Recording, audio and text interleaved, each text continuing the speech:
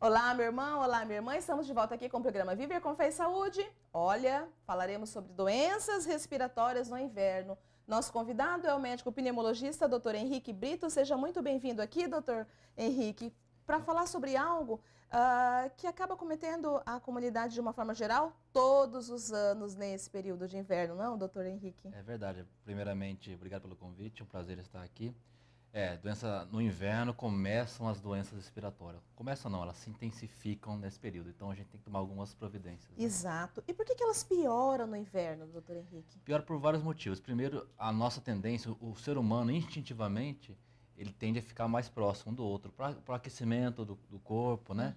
Então a gente, o instinto, fica mais próximo. A gente começa a fechar a janela, porta, aí, por causa do frio, e aí circula menos o vírus, bactérias, né? Sem falar nas condições que a gente tira casaco, tira cobertor, isso vai propiciar quadros alérgicos, né? Sem dizer que o frio também ele pode reduzir nossa imunidade. Então ele Olha. atrapalha um pouquinho o nosso sistema respiratório, né? Então ele enfraquece um pouquinho. Então isso favorece também aos quadros infecciosos. E acaba fazendo com que alguns acabam se agravando mais ainda, não é? Sim, sem dúvida. Pacientes que já têm uma propensão, né? O paciente a gente chama de extremos de idade, os mais velhos, né? Os mais idosos e as crianças que têm uma imaturidade imunológica acabam sendo mais Sim. sensíveis, né? Suscetíveis, Suscetíveis a esse né? tipo de situação. E quais as causas dessas doenças, doutor Henrique? Veja, a gente pode diferenciar elas em quadros infecciosos e quadros alérgicos. Dentro das infecções, eu tenho os vírus, são os principais, os mais diversos vírus. Eu tenho as bactérias, né? E eu tenho também os fungos, né? Então eles podem causar desde uma gripe, um resfriado, até o quadro mais grave, como as pneumonias, até um quadro grave de pneumonia. E também quadros alérgicos, né? Desencadeado por pólenes, ácaros, poeira, né? Qualquer tipo de potencial alergênico pode desencadear um quadro alérgico. E isso acaba crescendo muito mais, como o senhor falou, no inverno, até por conta exatamente como o senhor falou, dos móveis, roupas, agasalhos, que não ficam durante o decorrer dos outros dias do ano. Às vezes a pessoa não coloca no sol, às Sim, vezes a sim. pessoa não lava, não acondiciona direito, né? E acaba cometendo tudo isso, né? Então a gente tem sempre que lembrar, começou a esfriar, olhou a previsão do tempo, ó, vai esfriar, já tira aquele casaco do armário, já deixa ele no sol, ou às vezes até você lavar ele mesmo, cobertor, para prevenir esse tipo de situação, né? Também a gente tem que se preocupar também com a hidratação, que é importante nesses casos, para a gente conseguir ajudar a nossa imunidade a vencer essas infecções. As principais doenças, o senhor colocou que são as alergias, que acabam cometendo também, né? Mas as doenças principais que acabam cometendo muito mais no inverno. No inverno, gripe, né? Resfriado, por isso tem a campanha, resfriado, e também quadros de traqueobronquites e eventualmente até um quadro de pneumonia, né? E os sintomas, como que eles acabam Começam, acontecendo? a depender, começam primeiramente com a tosse, que ela pode ser seca, né? E aí daqui a pouco começa uma irritação na garganta, e essa tosse que era seca começa a sair um pouco de secreção, mais esbranquiçada, mais amarelada. O nariz pode começar a escorrer, né, aquela coriza, que pode ser desde uma aguinha clara até um quadro mais espesso, também mais amarelado. Eventualmente pode ter um pouco de ronco, um chiado no peito, aquele miadinho de gato, né? Até um quadro de falta de ar. Olha só, isso vai de crianças, adultos, idosos e tudo De mais, né? mamana caducando. De Né? mamanda caducando, né? Quem E vai. essas doenças, geralmente elas são hereditárias? São assim, as doenças alérgicas são hereditárias, né? Então a gente sabe que a asma e a rinite alérgica são as doenças que estão mais em evidência nessa época do ano. Elas realmente têm um potencial hereditário, genético. Então o pai e a mãe que tenha, existe a chance do filho ter também. Não é obrigatório, mas existe a chance de ter sim. E existe diferença entre gripe e resfriado, doutor Henrique? Sim, o resfriado é um quadro mais leve, né? Um quadro talvez só de nariz, um pouco de tosse. A gripe é um quadro chamado mais sistêmico, mais geral, onde envolve, além desse sintoma do resfriado, de nariz, a tosse, é um quadro um pouco mais, a pessoa fica mais prostrada, aí pode vir febre, pode vir um mal-estar, uma fraqueza, perde o apetite, né? Então a gripe é um pouco mais elaborado os sintomas do que o resfriado, talvez um pouco mais Existe, grave. assim, embora o senhor tenha colocado, né, algumas formas de prevenção em relação a essas doenças, né? em relação a agasalho, cobertores, enfim. Mas existe algo a mais que eles possam fazer prevenção, além da própria vacina? Sim, a gente sempre pega no ponto da hidratação. Por que hidratação, né? Porque hidratação do corpo e hidratação do ambiente. Então, beber Ok. bastante água é importante e você umidificar o seu ambiente com umidificadores. Ah, não tem umidificador.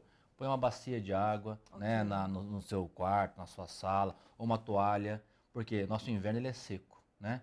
Ele chove pouco, né? E o vento frio e seco, ele realmente ele é um prejudicial à saúde. Então a gente tem que se hidratar e tem que umidificar o ambiente.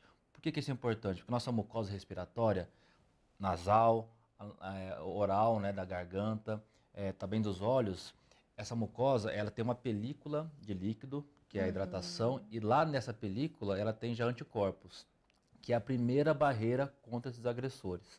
E se eu perco essa película, porque eu estou desidratado, ela fica mais suscetível a ter essas infecções. Então é importante eu me hidratar bem para que evitar que esses tipos de agressores consigam penetrar na nossa defesa. Então, fundamental, hidratação corpórea e hidratação do ambiente, que é a Olha só, umidificação. chás também seria É importante. qualquer tipo de consumo de água, Líquido. né, líquidos, né? Uhum. A gente não recomenda refrigerante, não é Isso. interessante, bebida alcoólica, mas sucos, chás, né, água de coco, vitaminas são importantes e são indicadas. Importante o senhor falar em relação a essa questão de hidratar também o ambiente, né? Vamos dizer, modificar o ambiente, né? Vamos dizer Sim. assim.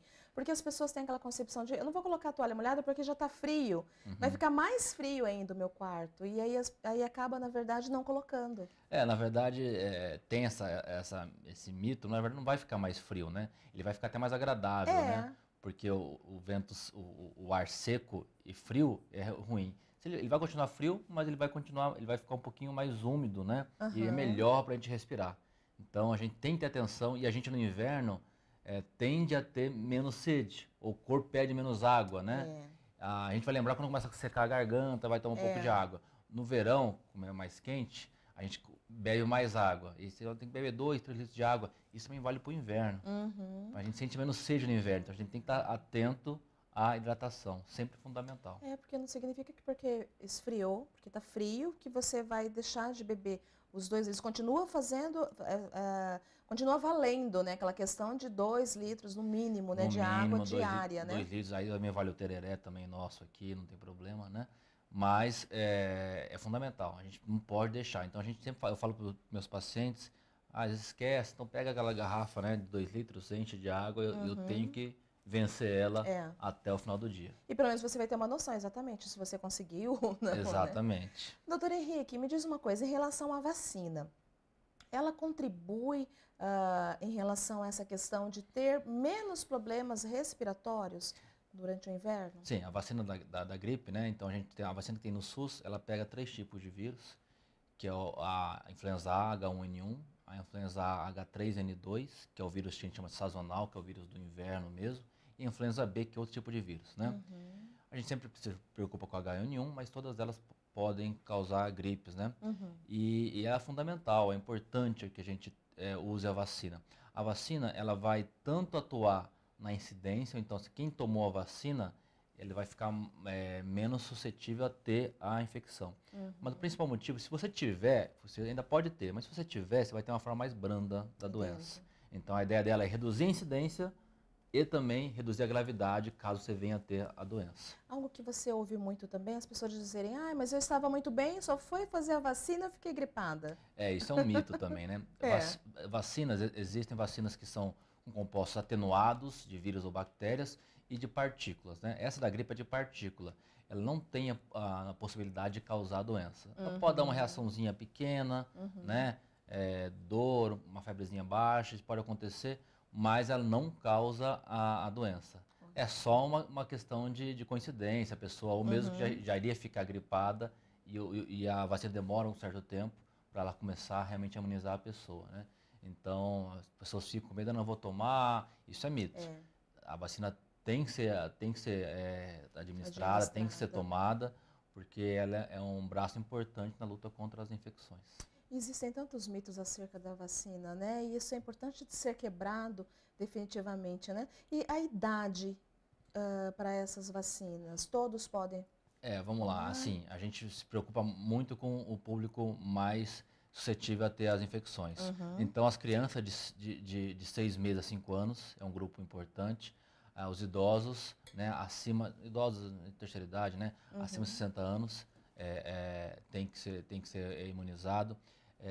As gestantes é um grupo importante, tem que ser imunizado. uhum. Mulheres que tiveram filhos até 45 dias devem ser Olha, imunizadas. É, Pacientes que têm doenças crônicas, diabéticos, pacientes que têm problemas cardíacos, pulmonares, né, eles devem ser imunizados.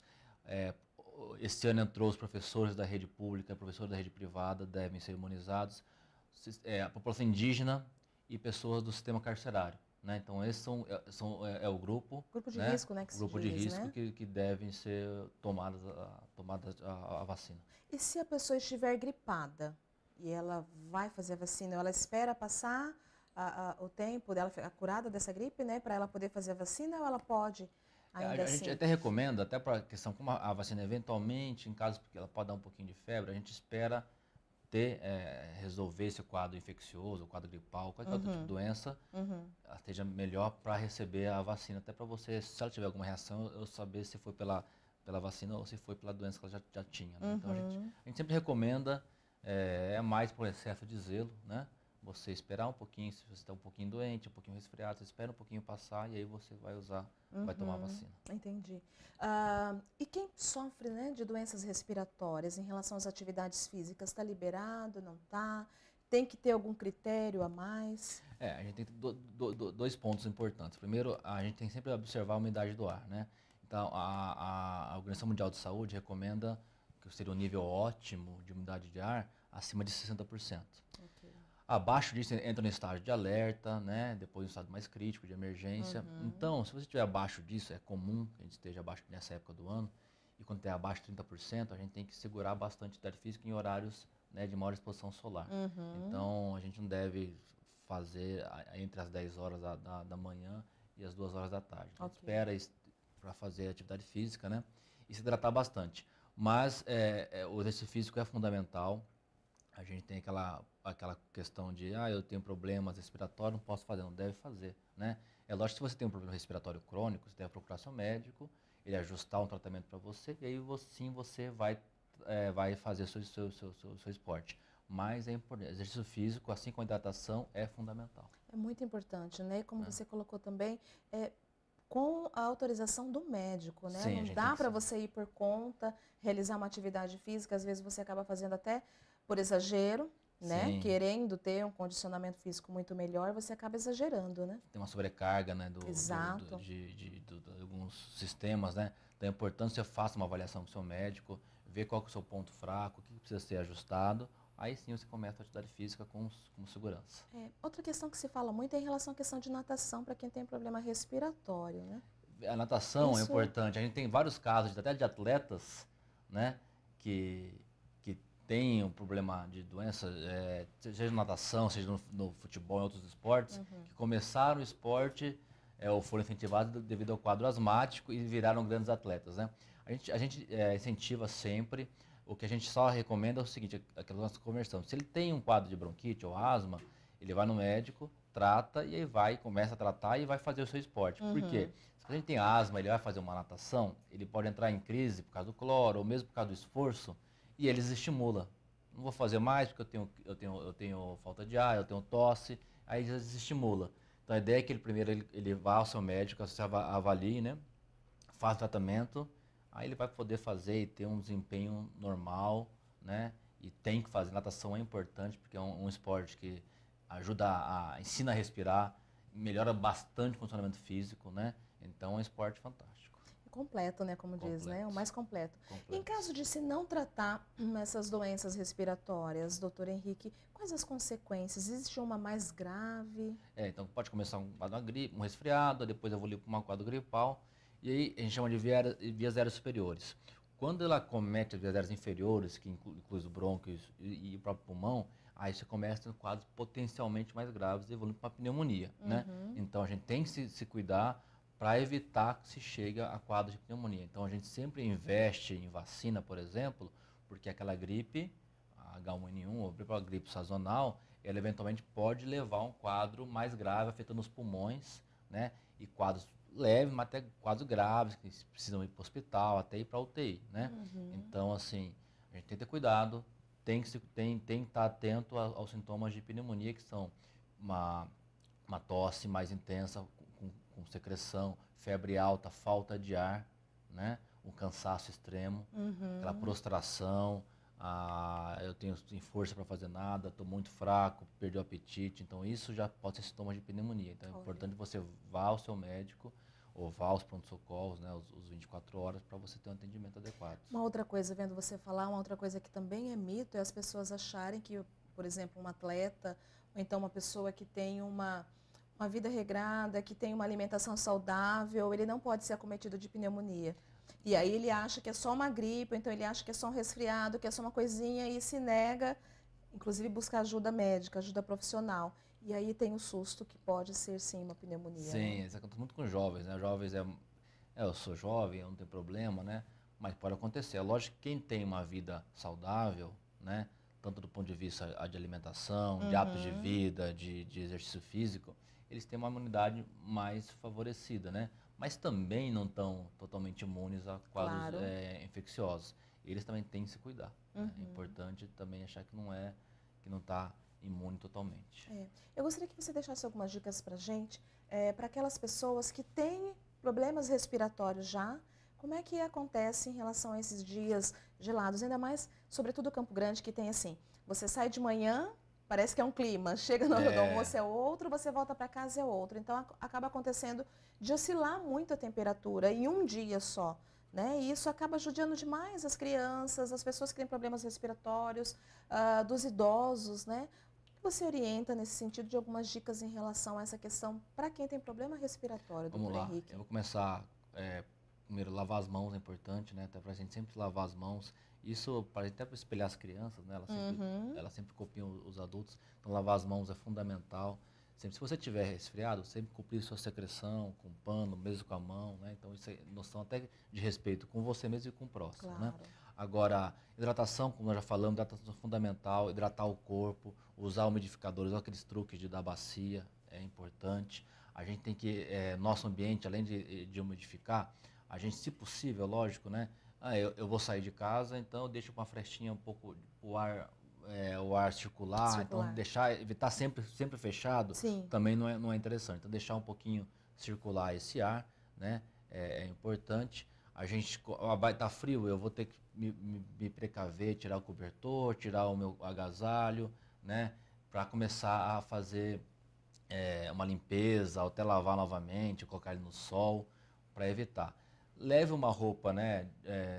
Como nós temos uma variação de temperatura, leve uma roupa um pouco mais pesada, mas já podendo trocar durante o dia, porque realmente a gente tem uma variação grande aqui de temperatura. E a gente tem sempre se alimentar bem, é importante manter uma hidratação, hábitos de vida saudáveis, né? O pessoal, no inverno, a gente gosta de comer mais, né? É gostoso comer no inverno, ter um vinhozinho. Não é questão de você se privar disso, né? É questão de você fazer isso com moderação. Exatamente. Né? E não esquecer da atividade física. A gente fica um pouco mais preguiçoso na atividade física, né? Mas também é importante que seja ao ar livre, com os cuidados da hidratação, que seja um ambiente fechado, mas é importante que você faça sempre atividade física. Eu fico observando também em relação a essa questão de atividade física no inverno. Dá aquela preguicinha, você não quer, e depois você volta e fala, poxa vida, que bom que eu fui, porque foi tão bom, né? É importante, atividade física. E mais um ponto que eu queria comentar é a questão do umidificar, são as mucosas, né? Então a gente tem soro, né? E tem mais diversas marcas, né? Você hidratar as mucosas. Então, assim, além da hidratação do corpo, como eu comentei, a gente tem soros que você pode colocar no nariz, né?